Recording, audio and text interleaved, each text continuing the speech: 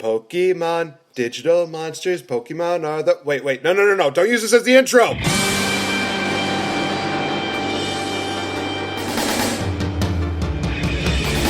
I wanna be the very best, like no one ever was. To catch them is my real test, to train them is my cause. I will travel across the land, searching far and wide. Each Pokemon to understand the power that's inside. Pokemon, gotta catch 'em all. It's you and me. I know it's my destiny. Pokemon, oh, you're my best friend in a world we must defend. Pokemon, gotta catch 'em all. A heart so true, our courage will pull us through. You teach me and I'll teach you. Pokemon, gotta catch 'em all. Oh man, let the hate begin. Please show me your comments, ladies and gentlemen, for screwing up the Pokemon theme song. Welcome to another edition of Change the F Up. I am indeed Nate the Effing Great, joined here by the Misty to my Brock, that being Victory Bell. How are you doing? I'm good. Interesting combo, Misty to your Brock. Well, Your Ash to your Pikachu, anything or no Misty to your Brock. well, I'm sure that there's somebody else that's more of an Ash than me than anything, but you know, Misty and Brock are kind of like the underrated characters of the first series. So, so we're both underrated. well, Wah. hey, that's not a bad thing. It's better than being overrated. So. I guess you're right. All right, so you might have guessed it by the theme song and by my major botch that we are doing a Pokemon-related theme for this episode of Change the F Up, and that's mainly to build up the Ohana-con as well as just, you know, talking about another great childhood memory for us. And honestly, man, Pokemon was just it's like one of the highest, you know, followings when I was a kid. I just remember so many people saying like, oh, I want to catch this Pokemon and I want to do this. Oh, the TV show's on and you see all these great things going on. What were some of the memories for you, though, Victory Bell, when it came to Pokemon? When it comes to Pokemon, I mean, I loved Pokemon. I loved everything about it. I have some of the VHSs still at my house, and I can't watch them at all because I don't have a VHS player. But I just loved pretending to have Pokemon, and before Pokemon Go was a thing, like, me and my friends would collect them all, like, character-wise, like the little toys, and then we'd also have Pokeballs with us at school, and we'd say we'd bring our Pokemon. They were like our imaginary friends, so it was pretty funny. I actually do remember having Pokeballs like that, too, where they did have, like, the actual, like, mini Pokemon figures in them, and I think I remember a couple of my friends, we would actually do that and have like these Pokemon battles. I remember at recess almost every single day we would just have that, and I think that there were plenty of times where I was the one that just kept losing for the matter, and but you know, it was still a lot of fun. Just how Pokemon has just been like this huge phenomenon, and just how it's grown ever since. Oh gosh, I can't even remember when it first started. I'm actually going to have to look it up because, because I think a lot of people would like to know some of these facts. Like, you know, when did Pokemon first start? When did it first come out? Like some of the certain movies that came out. I mean, oh my gosh, when I saw the first Pokemon movie, literally, it was flat out amazing. I mean, you saw the original 3 Pokemon that, you know, you would start off with the games. You'd see them at their fully evolved forms, and then you'd see all these clones that, you know, Mewtwo created. Honestly, really good storyline, all in all. And I just loved every single bit about it. It really made for a very interesting childhood, to say the least. Oh, yeah, I loved the Pokemon movie. I think everybody cried during the Pokemon movie. Like, I remember seeing the memes that came back up, like in Facebook recently, like the ending or the Giphy, whatever you want to call it, of where Ash turns to stone from the Mew and the Mewtwo fight, and all the Pokemon are crying, and just all their tears make him alive again. It's so funny, but it's not, because it was like so emotional at the time. Oh yeah. Like I laugh now because it's like, oh, everybody's crying, and oh, everybody's so sad. But I was definitely also crying, so my tears also helped Ash become a real person again. Yeah, I was definitely one of those people that was crying too, so I definitely contributed to this moment as well. It was just very, very good. Oh, geez Louise, I mean, starting back when it was in Japan, entitled Pocket Monsters, and of course, I guess, us here in America, we thought, maybe that's not one of the best things. I mean, it's a little long, so let's just kind of shorten it down. Oh, how about Pokemon? Okay, I guess that works. But I mean, original work started in, oh my gosh, 1996, 21 years ago. Holy cow, so I was like 6 when this happened, more than likely. So, oh geez Louise, that's a lot of years, and that's a lot of Pokemon that they've gone through. Holy cow! I mean, I'm gonna have to I have to see like how many there, and oh my gosh, 7 generations of Pokemon. That is insane. Holy cow! That is insane, and I only know one. So yeah, a future disclaimer: we're kind of not up to date with a lot of these newer Pokemon that have come out. I think. I want to say I'm caught up a bit with Generation 2, to say the least. But yeah, Generation 3 onward, I am like drawing a blank. And I've seen so many of the new Pokemon that they've definitely shown. And it's just kind of like, wait, what? What's all this? But we're going to get into that a little bit later on. But for you as a kid, Victory Bell, what was some of the highlights, of the original series that you can remember as a kid growing up? Some of my favorite episodes, let me think. I mean, you gotta love when he gets the starting Pokemon, the original 3. I love those episodes where he gets, Charmander, Squirtle, and Bulbasaur. So he gets Squirtle from the Squirtle Squad. The Squirtle Squad's always one of my favorite episodes. They're so cool. A group of gangsta turtles. I love the Charmander episode too, because Charmander's one of my favorite Pokemon. When he's waiting on his master and his little flame is going out, that was a really good one.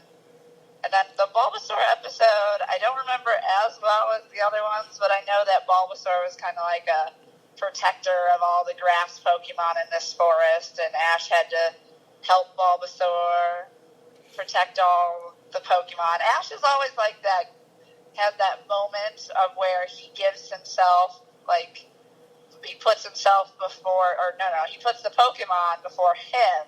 So he I'll take the damage, not you, Pokemon.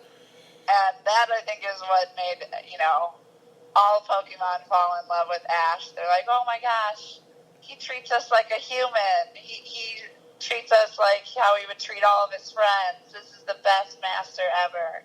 And, yeah, and I loved Ash. Ash was always really entertaining and funny.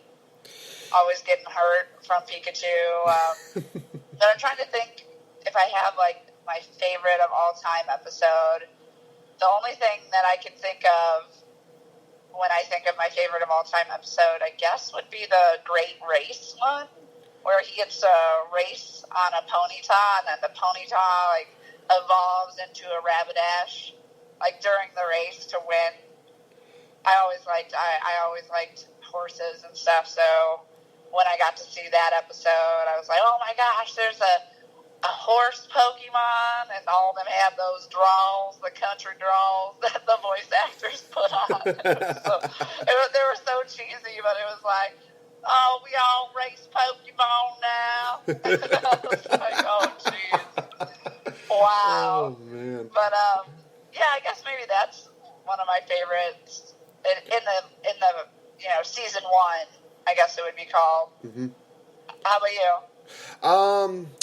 I think, like you, there were a lot of those episodes that really were highlights. I mean, you talk about a lot of the gym battles that he had, and geez Louise, I mean, I could name, a lot of people that played the games, and we'll talk about that in just a bit, where, you know, a lot of times we would be battling against like the gym leaders, and, you know, it would take like almost maybe like 3-4 times to finally get this gym leader to be taken down, but Ash somehow found a way to beat him like twice at the max, if not, you know, the first time around. Couple other episodes that really stood out was the snowstorm episode where I'm trying to remember. Oh, where they get trapped in like this blizzard, and, you know, all the Pokemon are basically trying to help Ash out, but Ash is more concerned about them. And just that one scene where Ash is basically just telling Pikachu, "Give it in your side your Pokeball, and, you know, save yourself." Then all the Pokemon just come out of their Pokeballs and they just huddle up to him, just keeping him warm. It's just one of those kind of like really like emotional moments. I mean, the release of Butter. Yeah, he always does that. He's always like, "Oh, Ash, you're the best." The episode where he was almost about to let go of his Pikachu, where, you know, and oh my gosh, the flashback where it went from, you know, like the very first episode to everything that they went through. It's like, oh my gosh, I remember all these memories, and it's just amazing just seeing that. Yeah. I forgot about the Butterfree episode. They did that too. Yeah. Pokemon just wanted you to get all the feels all the time. When he let Butterfree go. Oh yeah. Do you remember that episode? Oh gosh, that. And he's like crying. I keep laughing because like I'm like tearing up while we're talking about it because I'm remembering the episodes, and I keep cracking up because I myself am like crying right now. Right. Which is hilarious. This is so funny. Yeah, and the thing was, is I think that Butterfree was like one of my like top, at least I want to say maybe like top 10 favorite Pokemon, because it was just, I mean, it's just the way it worked. I mean, it started from a caterpillar, then to a metapod, a cocoon, and then evolves into a beautiful butterfly and Butterfree. It just was like one of those natural deals where it's just like, oh my gosh, the evolution of life just in a Pokemon game. It's just so beautiful just seeing that. And, well, again, Butterfree was like one of the only first few Pokemon that I remember. It's like, I have to capture a Caterpie, and I got to get it to Butterfree, because then I can, you know, beat Brock in the first gym battle, because the only move that seems like it's going to work right now is going to be a Psychic Attack, and somehow Butterfree knows this Psychic Attack of Confusion, and I'm like, okay, this is awesome. Butterfree, you need to level up.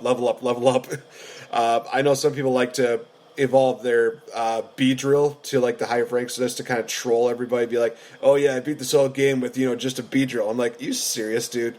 Come on, that's just insane. But going back to the episodes, see, there was that one. But I think my favorite and most memorable one that I loved about it was I'm trying to remember which one it was. Oh, I think it was like the Pokemon Grand Prix. It was kind of like a wrestling deal where where it was Ash's Primeape basically taking on all these other fighting Pokemon.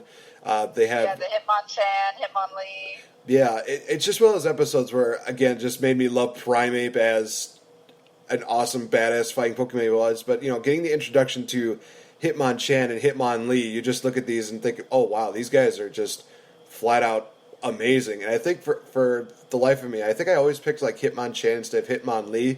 But now if I played the game again, it'd be like, yeah, I definitely would go with Hitmonlee because, you know, he's got some just really awesome major kicks. Holy cow. I mean, I think the only regret is I'm trying to remember the move. I think it was the high jump kick, where it seemed like it's a good move at the time, and it works sometimes, but then it just ends up where Hitmonlee just ends up kicking himself in the face, and I'm like, what's the point of having this move then? I mean, it's like Amnesia, where you're just like, or Yawn, where it's just an attack where, you know, the Pokemon yawns and then the other Pokemon just slowly decides to fall asleep, and I'm like, what's the point of this? What's the point of this? What's this move here? I mean, it's like Magikarp, where it just no splash. What's the point of this move?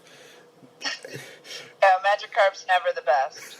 Yeah, couldn't even save James couldn't save Team Rocket from the shipwreck episode, which that was another pretty good one. Yeah, and then of course, you know, you see this little crappy goldfish then turning into this giant dragon known as Gyarados, and it's just like, Okay, I'm sorry. I'm sorry. It's like you immediately regret everything that you've ever said. It's like kind of it's almost like a high school reunion deal where you're probably one of those kids that get picked on, and then when you come there and you're kind of like the supermodel or the movie star, and they're just like, oh, well, don't we feel like crap for doing that? It's just,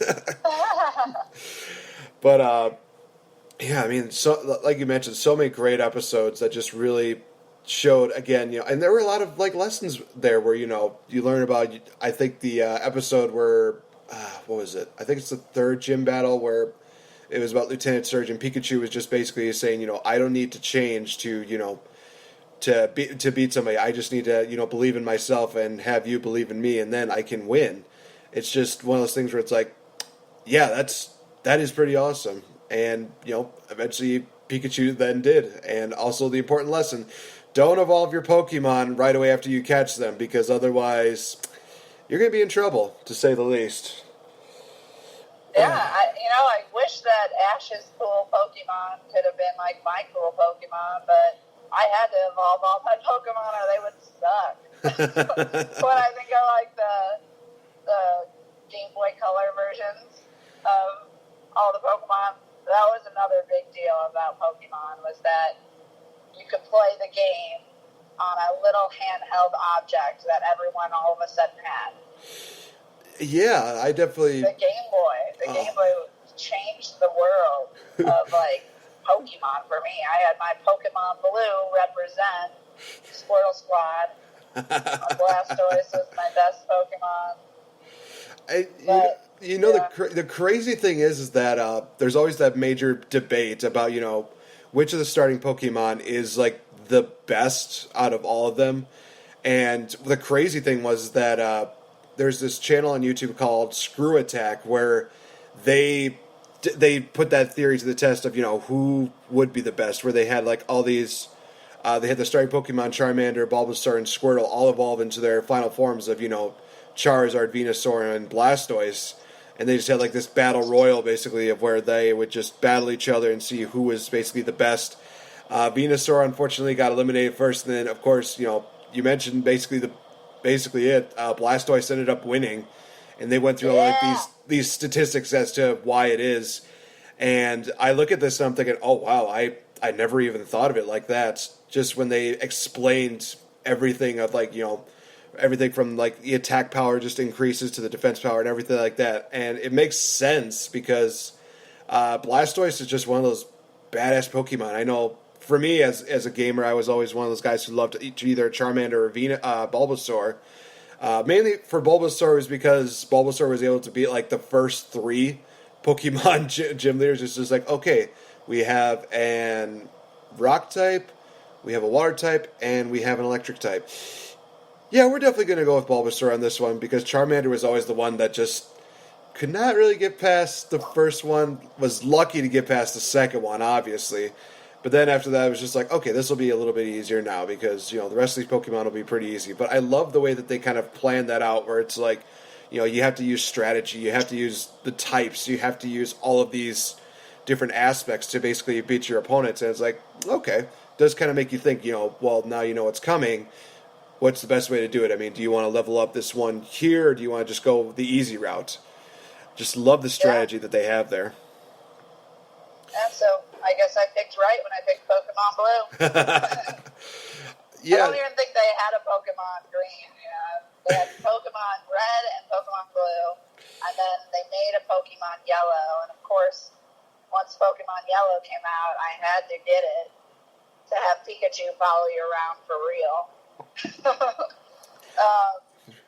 And then I remember Silver and Gold too, and I had Gold, even though honestly I like Lugia a lot better. I don't even remember the Gold guy's name, but he's Generation 2. Yeah, that one was Ho-Ho. That's right. Ho-Ho? Yeah, it is exactly how I said it. It sounds like Santa Claus. I know. Yeah.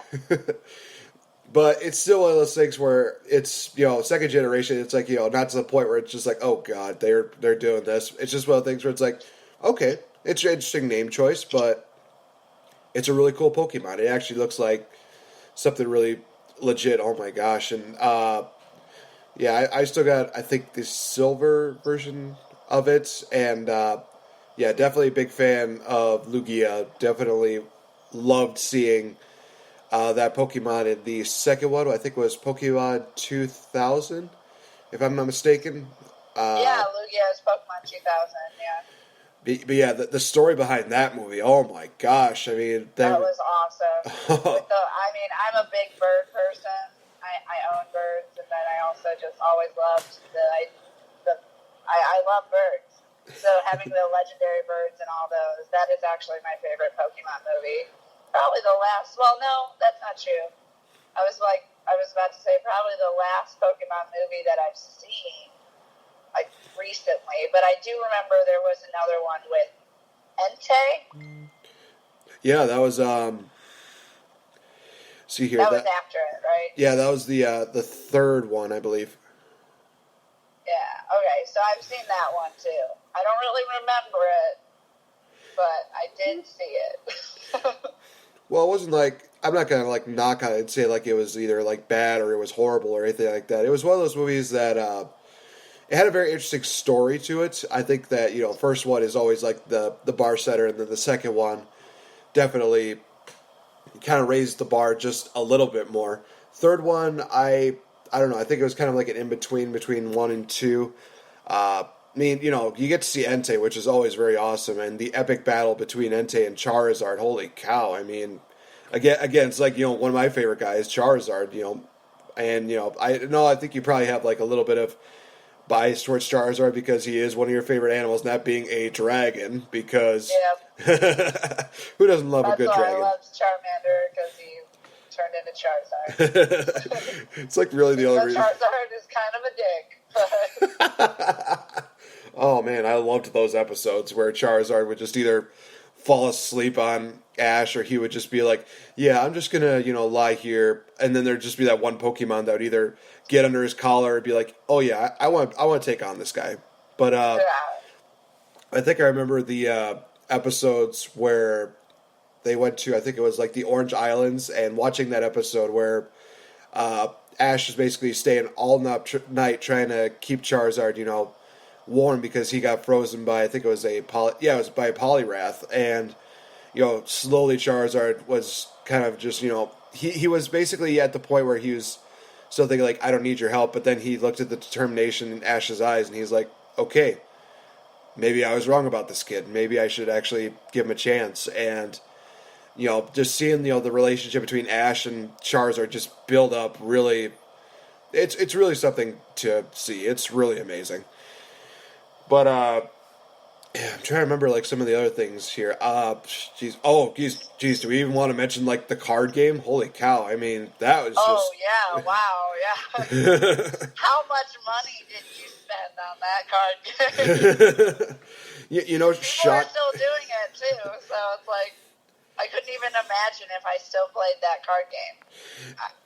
They would have thousands of my dollars, thousands. I was kind of one of those kids that didn't exactly follow through with the whole card game following that they did. I mean, I definitely did have like a rare and valuable Pokemon card, and that being a holographic original Charizard. That was awesome.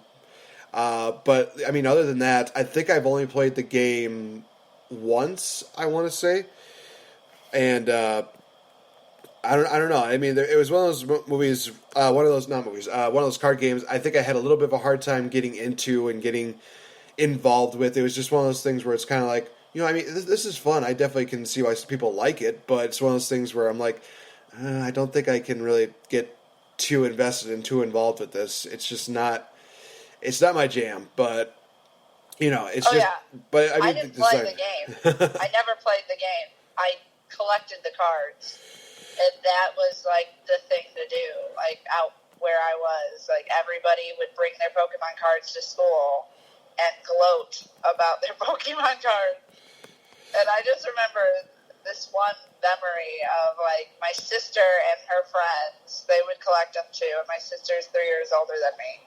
So she went to like this little store, and a new packet of Pokemon cards, like a new, I don't know if it's called Generation. It's probably called Suit or something. I should know this because I do Magic, but I don't remember. I don't know the word that it's called. But, like every 6 months they release a new set and they have new cards. And so I would think that this is what happened. And my sister got this really cheap Pokemon, Ekans, which is, the snake. And it was never released before. So me and my friends were trading her our, Mewtwo's, our Blastoises. We're like, we want Ekans. And she did it. She traded her 3 Ekanses and was taking our really cool Pokemon, and she was like, "This is awesome." I just remember going to the store and then getting 7 of these Ekans in one package, and I'm like, "This is what is going on?" And then my mom made her give me my Pokemon back, but she knows how to play the game.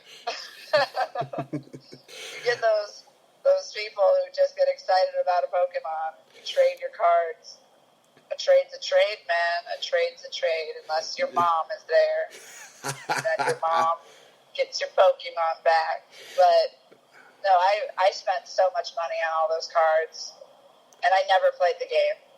Oh man! And apparently it's like Magic, because I only started playing Magic probably a few years ago, and I enjoy it, so I probably would have enjoyed playing Pokemon, but I think with all of the video games that Pokemon had, it was unappealing to me to not have the evolution happen before my eyes, and instead I have to go get it in card form.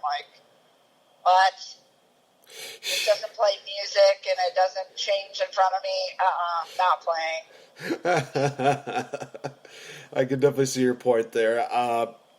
Yeah, there is a difference between the video game versions and the the random card versions. I know there's certain games where they basically work the same thing, but it is kind of a downer when it comes to Pokemon because they definitely change it up quite a bit. No pun intended, but.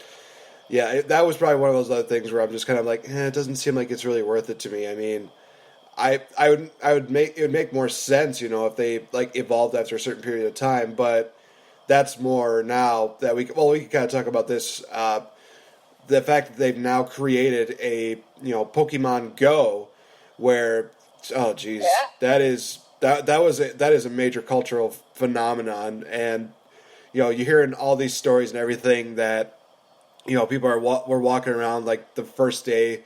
Everybody's just all searching around looking for Pokemon, and they find this, and there's all these people saying "Oh man, there's a legendary Pokemon in this park," or it's in the museum. It's a blah blah blah blah blah. It's just crazy just seeing all this, and then hearing all the stories about people not paying attention, and they're thinking, well, let's just not care about our own safety. Let's go see there. I love the meme that somebody posted up of just this giant white van, and then and on the side it just says free Pokemon, and I'm just like, yep, that is the best way to get any Pokemon fan. Just post that up, and if they look and see this see that, what was it, that blinking spot there, they would just go in and say ooh, I wonder what Pokemon's in here. It's yeah, no, don't always believe what you see guys. Just it's one of those things where it's this is kind of fishy to me, but I think I'm one of those people that is away from the Pokemon phenomenon where it's okay, I think I have a little more common sense when it comes down to this.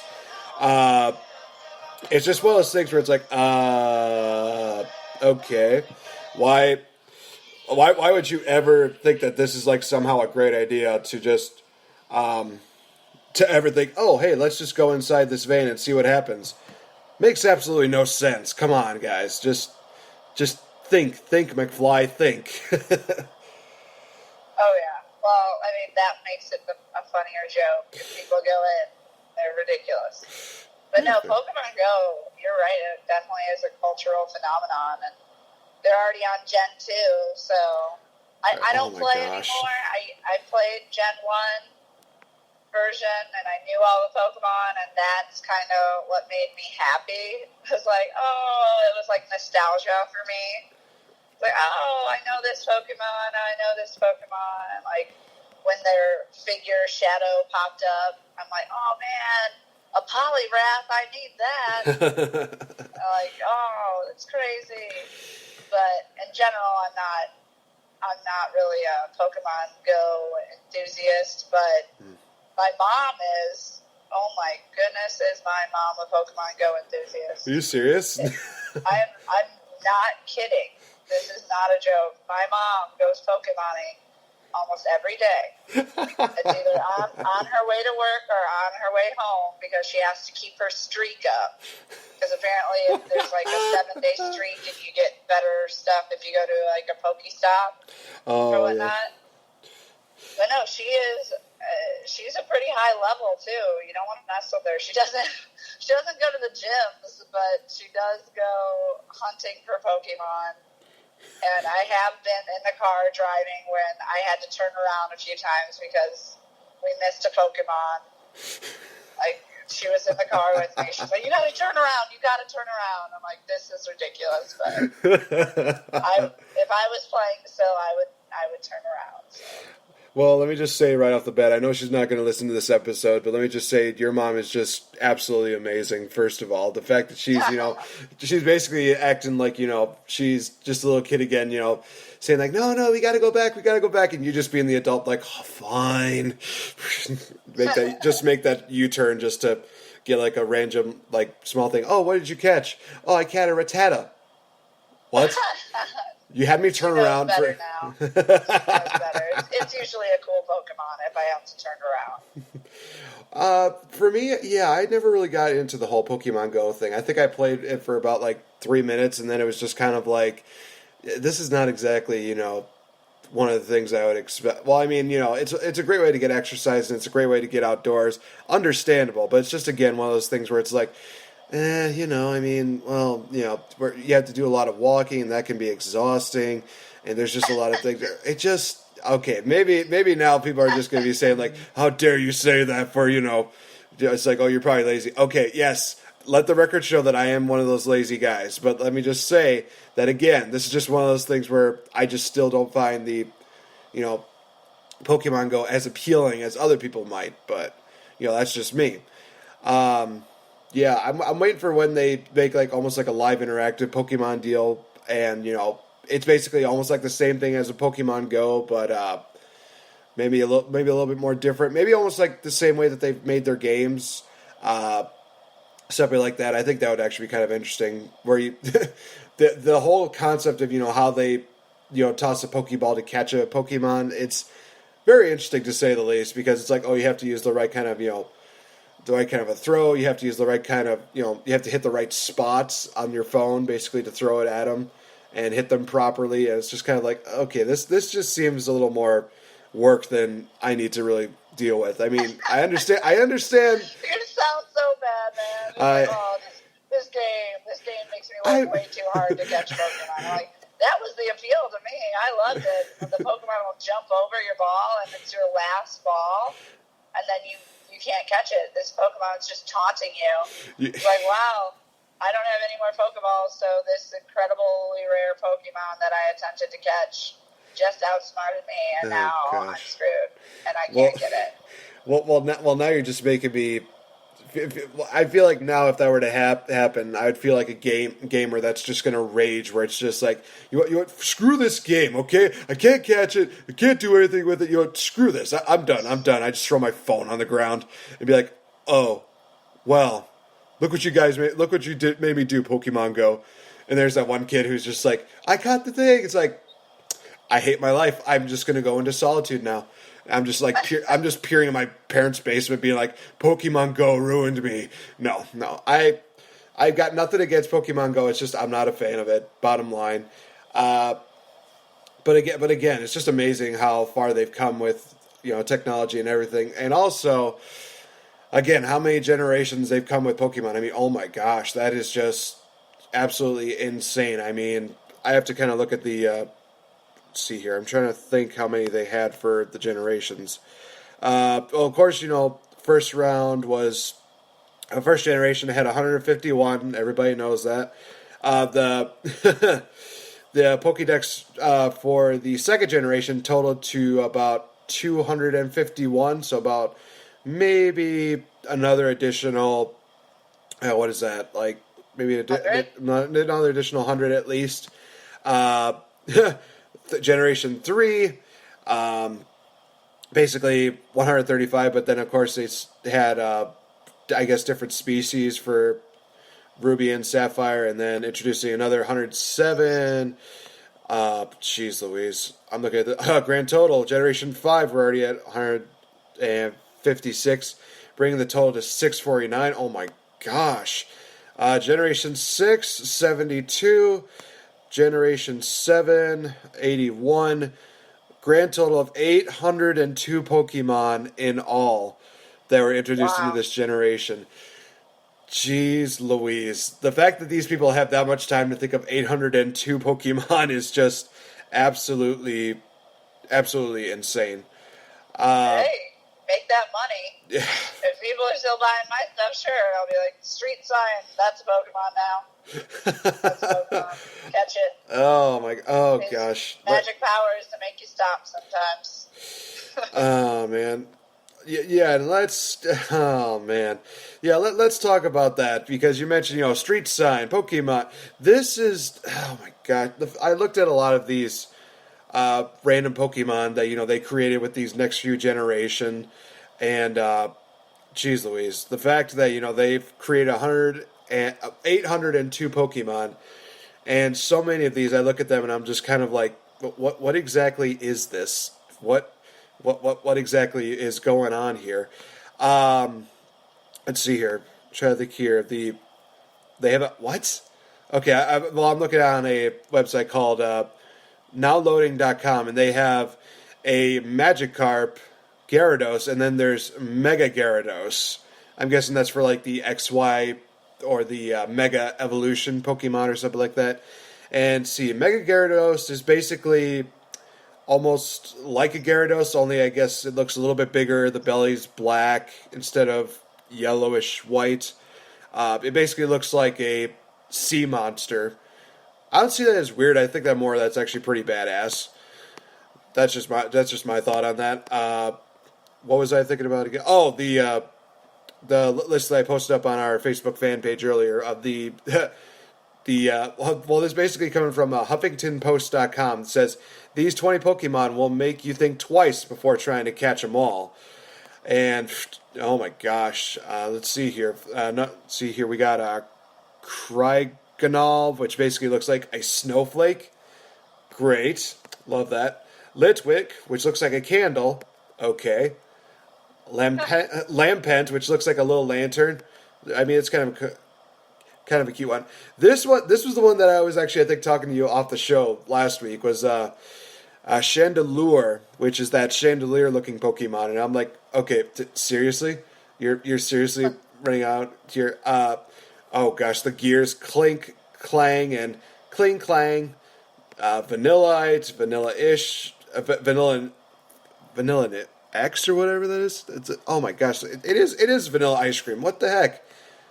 Hodage, which looks like a badge. Double Blade. Okay, well, Double Blade looks kind of cool. Love Disc. What is this? So it basically looks like a fish. Like one of those like fish that looks like basically bigger on its side than when you look at it forward. That's basically what this Love Disc looks like, but only it's shaped like a heart. Okay then, that one thing that actually kind of got me was the fact that they put like the Magnemite Magneton on there. I'm like, I would actually catch those. I mean, they're pretty cool. Then there's a final evolved form apparently called a Magnezone, which basically looks like a badass electric tank. I'm like, okay, that's kind of cool. And then, oh my god, this one really got me. Where I'm like, are you serious? This is a Pokemon called Kelfkey. And this is honestly word for word what it says about the skill of this Pokemon. Threatens attackers by jingling its keys at them. Hides from attackers. Of all the weird Pokemon on the list, Kelfkey really takes the cake. It's a set of keys that hides from you. It takes ordinary people daily struggles and turns them into Pokemon. You've really outdone yourself with this one, guys. And it literally looks like a key. I mean, it basically has like keys on it, and like the main Pokemon is just like the key chain and like one giant key in the middle. And all I think to myself is, what? This is a thing? Are you serious? Come on. I mean, there's so many animals in the world. Like, why did they decide to go with inanimate objects all of a sudden? That was my thought too. It's like, what's going on here? Why are you guys going with all these random things? It reminds me of that Pokemon parody that somebody created, and whoever did it is a genius because it's so funny that brings the point of, you know, what seems like Pokemon is going to. It's just basically this kid has to pick a starter Pokemon, and his starter Pokemon is like a gun Pokemon. And it's just like, wow. Where it's just like shooting up things like, oh, I need to recover my Pokemon. Okay, please don't hurt me. Just doing this. And just, and I look at this like, wow, why is this a thing? But it does drive the point that, again, they're running out of ideas seemingly, that it's just like, let's just choose this thing. Oh, let's just do a chandelier. Let's do a lantern. Let's do this. Hey, let's make a paperclip Pokemon. Like, really, guys? Come on. You guys came up with some of the best things ever, and then you evolved into this. So about, at least, I want to say maybe 200 of these Pokemon are going to look like things that you could just find around the house. And if you randomly, you know, happen upon one, it's just like, oh, I thought this was a lamp this whole time. What's going on, man? That makes you question. I mean, what I liked about Pokemon, and I liked your joke at the beginning of Pokemon versus Digimon, and everybody's always like, who came first, chicken or the egg, Pokemon or Digimon? But what I liked more about Pokemon at points was that Pokemon were like animals that you would just go around and try to capture and then use to battle and stuff. I mean, that sounds a little bad now that I said it out loud. But like dog fighting or something. Oh, gosh. But I mean, I like the fact that they all had survival skills and, you know, elemental parts of them. Like some were fire and they lived in the volcanoes and stuff, and some lived in the forest and they were like bees and stuff. That's one of the best things about Pokemon. And the fact that they didn't have Mon at the end of each and every name. Right. Come on, Digimon. Really? You're really limiting yourself there. Everyone has to be Mon at the end. That's how we'll justify this. But come on, game designers, get with it. What? I'm just making like a joke where it's like, come on, game designers, get with it. Right? Oh, jeez.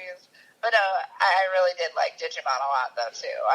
Me and my sister would watch Digimon. I think I followed Digimon further than I followed Pokemon, but it might have been just because I liked the characters, and there were a lot more characters to follow versus just Ash. You know, Ash and Misty and Brock, but they gave me 7 different kids to like. Right, yeah. But yeah, it's funny. I think that if they kept with the more animalistic type of Pokemon, like how they started, I would have really followed it probably a little more down the line, because when I started seeing those goofy, weird Pokemon that didn't really seem to have a purpose, that's why I was like, I don't really think I need to watch it anymore if they're going to just do bootstrap Pokemon or something like that. Like, right. What? Come on.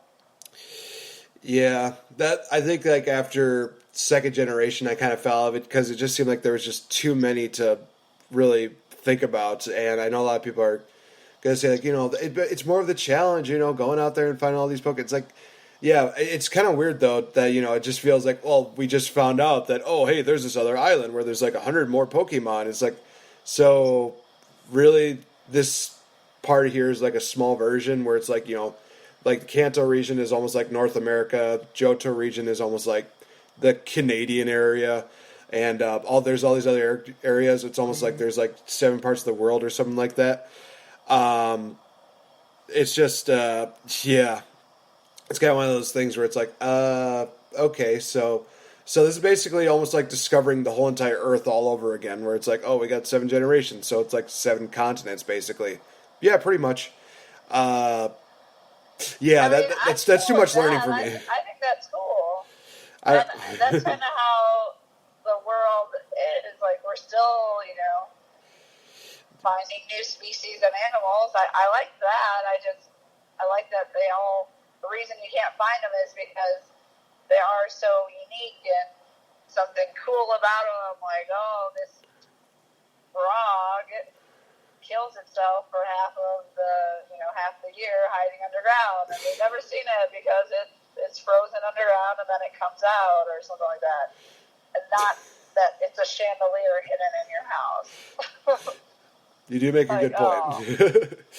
And you just didn't notice it ever, that you bought a chandelier and then this Pokemon replaced it at one point. Right. You didn't notice it. Like, what? Like, why is this Pokemon pretending to be a human inanimate object? This doesn't make sense. Yeah, bottom line there. But, so, I think, bottom line, Pokemon, even though it has its, ups and downs, it's always just one of those things that makes for a credible cultural phenomenon.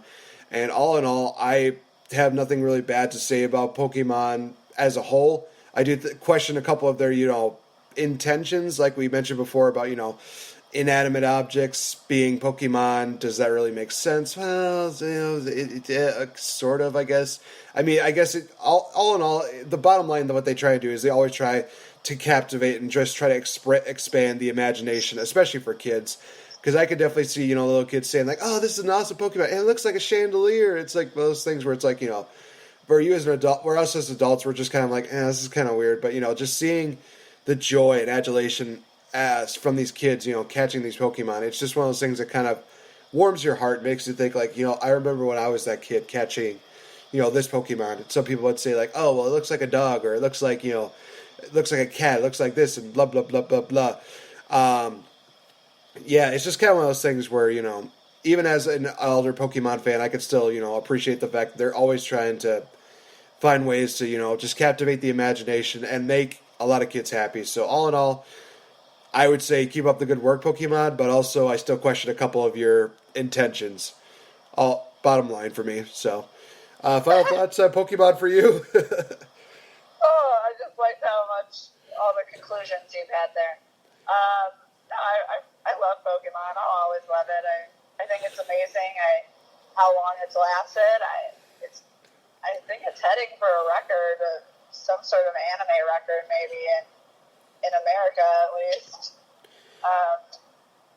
But I just am glad it came back in Pokemon Go. I almost forgot about it a little bit, and when Pokemon Go was being released, and getting to see all these different Pokemon and all these different people who, really didn't think liked Pokemon or anime or anything like that, and all of a sudden everyone's playing an anime game. Because Pokemon is anime, whether you like it or not, y'all. And I just got excited that other people were excited about a cultural thing that I enjoy, which I love, Japan's animation style and Japan's animation stories. So I was just happy, and I love Pokemon, and I'm glad it came over here and took all my monies. Yeah. So we got quite a bit going on for the next. Oh, geez, the next week is going to be absolutely insane. But it all caps off, I think, for this weekend with the release of Pirates of the Caribbean: Dead Men Tell No Tales. I saw one of the recent trailers for it, and again, it just makes me look forward to this. And honestly, again, shows a lot of the humor that Jack Sparrow definitely has, and all the the wonder and excitement that's going to go on with this. I will ask you this: did you ever see the trailer with the? I'm trying to think here, where it's Jack Sparrow with the two young adults, and I'll kind of just explain it. So basically, what happens is Jack Sparrow, this girl and this guy they're in a boat, and she's basically saying, like, I'm going to find Captain Jack Sparrow. I'm assuming Jack has not revealed that, he is Jack's yet. So she's basically disrobing herself, and of course the guy's just like, there's no need for this. Jack's just like, no, there's total need for this.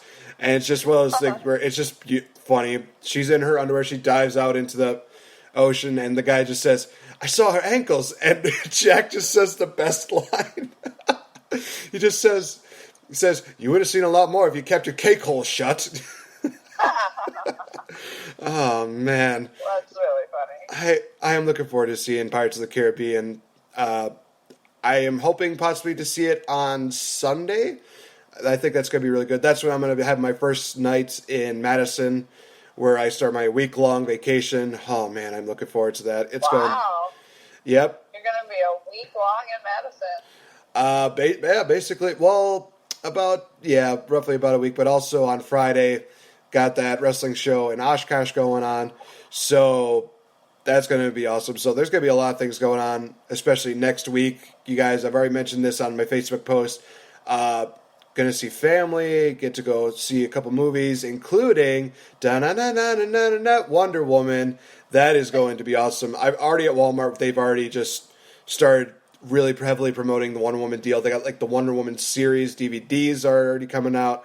I guess they're trying to really push up the buy rate for Suicide Squad and Batman vs Superman, because they have like the DVD set, but inside this like box deal, they have like a little mini Wonder Woman figurine. And I guess the whole deal where it says like, oh, if you buy this, you can get this much money off of a Wonder Woman ticket. I'm like, yeah, I think even with that good of a deal, do you think people are going to want to buy the movies? I'm thinking maybe no. I'm sorry. I mean, I already own them, so if I didn't own them, I would probably have bought them like that. I mean, I'm a DC rep, so I'll buy their crappy movies. and that's saying a lot coming from a DC rep. Just saying like, yeah, I'll still be loyal, but at the same time, it's like I feel like I regret so many things. You poor unfortunate soul. I'm playing. I'm playing Injustice 2. I played the Injustice 2 this past weekend, and it was just so great. And all the character representations, everything was so on point, and it just makes me question. I'm like, I don't understand why they have these amazing minds that come up with the games and come up with these animations and these voice actors that they pull.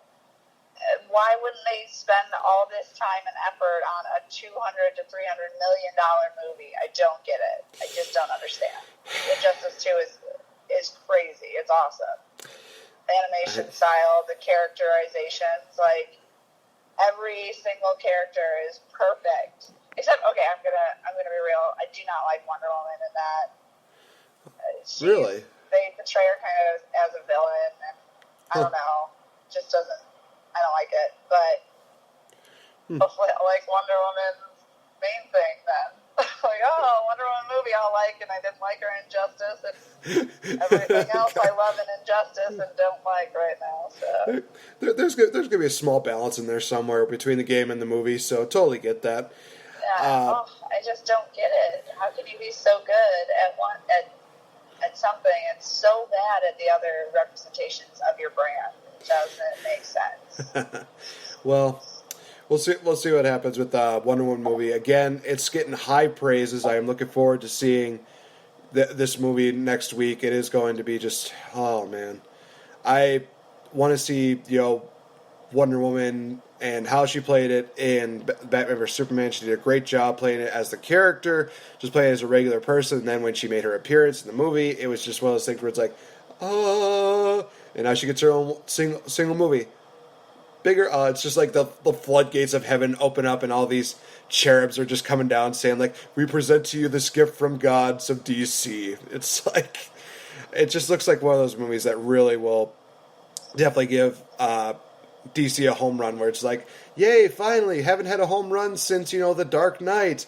No, not Dark Knight Rises. That was kind of a bit of a iffy 50-50 movie. I'm sorry, but there were just some parts where it was, like, good, and then there were other parts where it's just like, really?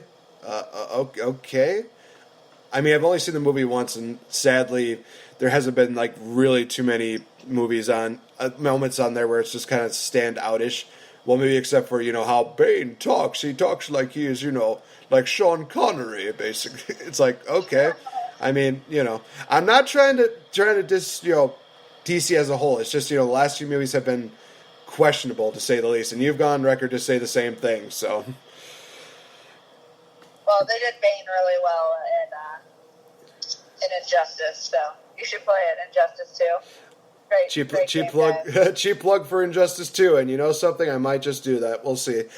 But yeah, again, it's all going to be culminating for the weekend, Friday, Saturday, Sunday next week, OhanaCon. It's going to be awesome. I mean, I've already listed off some of the things that are going to be going on. They got the Pokemon Regionals going on. They got a Yu-Gi-Oh! Extravaganza. Veronica Taylor. Eric Stewart's going to be there. Mr. Joe from PhotoCon will be there as well. And we got, the Notebook Entertainments. I believe Wyatt and Chris are going to be there for that. I am looking forward to finally getting the chance to interview them. I know Wyatt was just ecstatic saying, oh yeah, I'm definitely up for this kind of interview. It's like, all right, awesome. Looking forward to having this. I feel like I'm missing somebody in particular. Oh, wait, how could I forget? My lovely co-host is going to be there as well. No, I did not intentionally forget you. Trust me. It's not one of those things where I just got to give you a hard time every now and then because, otherwise who else is going to? But, yeah, next week, OhanaCon is going to definitely be can't miss, and it's going to be absolutely amazing.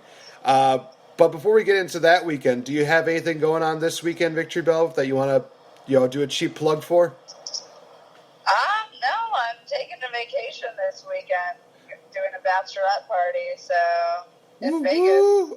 Oh my gosh. I am not going to be online. I am going to be in Vegas, so... Okay, well, I will say this. If there's a Facebook post that says, Victory Bell is now married to, it's like, I think she had a good time. So, it's just going to be one of those things where it's just like, it's going to be like The Hangover where you just wake up and there's like all this random stuff. Like, for me, I could just see the hotel room getting trashed. And one of my favorite things about the Hangover movie was the random chicken that was there. It's like, there's no point in having this chicken in this room. It's just there.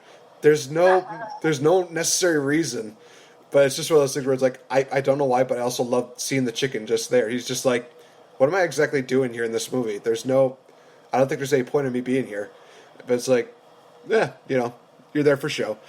Oh boy, but yeah, it's going to be absolutely insane with the next few weeks, you guys. Of course, next week is also the big ACW show that will happen in Oshkosh. Definitely going to be heavily promoting that this Monday on Raw Reaction, and even giving a little bit of predictions with myself and AJ Jensen. So definitely tune into that. Trying to think if there's anything else. Is there anything major going on with you the next couple weeks? I mean, I know I heavily did OhanaCon, but is there anything else that's going on? I think you're good. I think we're good. We are promoted. All right. Well, again, guys, just bear in mind that next week we will not be doing an episode of Change the F Up on Wednesday. We're actually going to be doing that hopefully during the weekend. It's going to depend at what time. That's going to depend on when both of our schedules are kind of free. I know that, with me interviewing a couple of these people, it's probably going to take up a little bit of time, but more than definitely, myself and Victory Bell, we are going to do an episode where we're going to be talking about Wonder Woman, reviewing that movie. It's going to be an awesome review, to bottom line. So looking forward to that, and looking forward to hearing, what you think about it, as well as, giving my thoughts on it. It's going to be great. I'm looking forward to it. So with that being said, again, guys, thank you so much for joining us here for another edition of Change the F Up. You can check us out on Twitter, Victory Bell at VictoryClark04, myself at NateF Great. Be sure to check out our Facebook fan pages, the Change the F Up fan page, facebook.com/Change the F Up 1776, as well as give a like to my co-host at VictoriBelleCosplay. You can also check her out on her Instagram at VictoriBelleCosplay as well. So definitely check out a lot of her stuff. She's definitely one of the hardest working cosplayers I've seen. And believe me when I say that, because nobody puts so much effort into making the wings as well as you did by just some fluke. That was a lot of hard work and a lot of concentration. And I know you mentioned how we talked about, how hard it was that you worked on those wings. So definitely check out a lot of her cosplays, a lot of her costumes. She is definitely very talented. She's definitely got a gift. Not quite the gift, but she definitely has a gift for detail. So definitely check that out. Final thoughts, final comments, Victory Bell, before we go?